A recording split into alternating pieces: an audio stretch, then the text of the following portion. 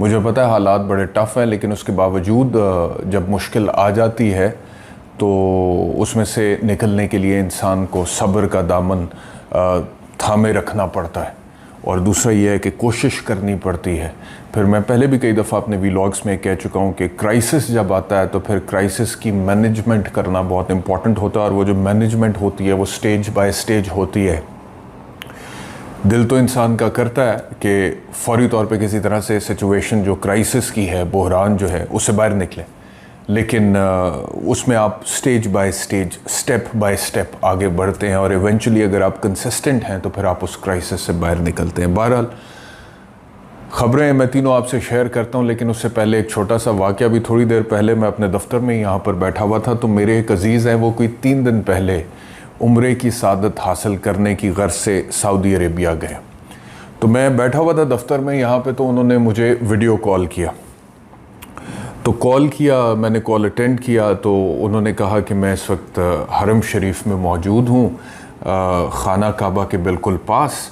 तो मुझे आपकी याद आई तो मैंने कहा कि मैं आपको खाना काबा की ज़ियारत कैमरे की आंख से करवा दूं। तो मैं बड़ा ममनून हुआ, मैंने उनका शुक्रिया अदा किया। फिर उन्होंने मुझे दिखाया, ज़ियारत करवाई। तो मैंने उनसे रिक्वेस्ट की कि आप दुआओं में मुझे याद रखिएगा और मेरी हाज़िरी की भी दुआ कीजिएगा वहाँ पे। तो उन्होंने कहा जी ज़रूर। तो मैंने कहा और बाकी ठीक है, उम्रा ठीक जा रहा है? तो उन्होंने कहा जी अल्लाह का शुक्र है, बिल्कुल ठीक जा रहा है। और साथ फिर अच्छा ये मैं आपको पहले बता दूं कि वो पीटीआई के सपोर्टर नहीं है।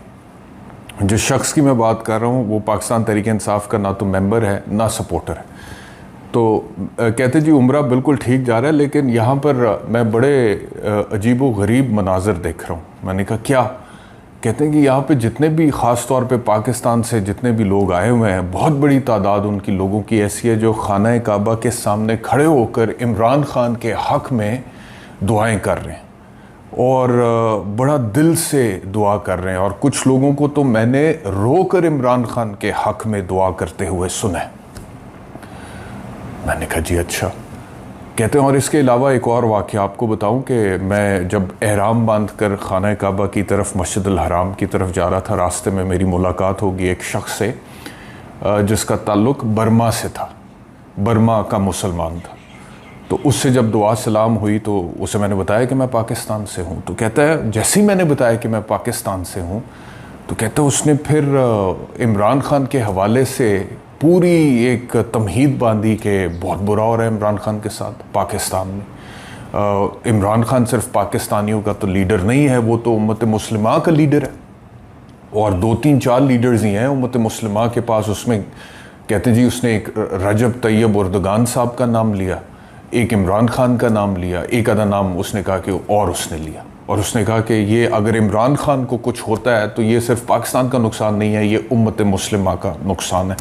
तो उनका बताने का मुझे मकसद ये था कि इस वक्त जो सूरत हाल सियासी तौर पे पाकिस्तान में है, जिसके नतीजे में एक बिल्कुल गैर कानूनी फ़ैसला, मतलब कि जो इंसाफ के तकाज़ों का कत्ल करने के बाद फ़ैसला सामने आया है मेरी नज़र में, और वो राइटली सो आज चैलेंज भी हो गया इस्लामाबाद हाई कोर्ट में। और उस फैसले के नतीजे में इमरान खान को जो जेल में डाला गया है और जिस तरीके से वहाँ पर रखा गया है वो अपनी तई एक अलग कहानी है।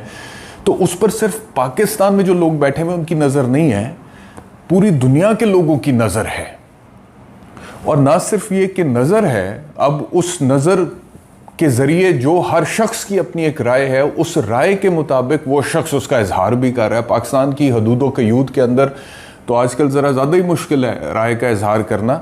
बाहर तो लोग कर रहे हैं। मेरे 1-2 लोग मेरे जानने वाले जो बाहर से आए हैं ओवरसीज़, उन्होंने मुझे कहा जी ओवरसीज़ के अंदर शदीद गम व गुस्से की लहर है और अब जो है वो एक नेक्स्ट लेवल पे है कि वो कहते हैं कि ये तो कोई बात नहीं है कि जी तोशा खाना में इमरान खान को पकड़ गया, आपने 3 साल के लिए जेल में डाल दिया, अटक जेल में।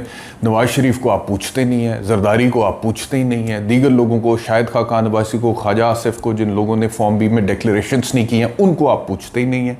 तो ये क्या इंसाफ है, ये क्या अदालत है? इस तरह की बातें आके लोग हमसे कर रहे हैं। फिर बहुत बड़ी तादाद में लोग ऐसे भी हैं जो कहते हैं कि अब पाकिस्तान में चीज़ें बहुत अनसर्टन हैं और कुछ पता नहीं है। एक शख्स मुझे अभी थोड़ी देर पहले मिला, उसने मुझे कहा कि मैं प्रॉपर्टी का काम करता हूँ, और उसने मुझे कहा कि मैं प्रॉपर्टी के काम से, बाय एंड सेल से, तकरीबन जो मेरी एवरेज इनकम थी वो 2.5 से 3 मिलियन थी, यानी कि 25 से 30 लाख रुपया मैं कमा लेता था हर महीने, और किसी एक डील में मैं 1 करोड़ कमीशन भी कमा लेता था, वो शख्स ने मुझे बोला।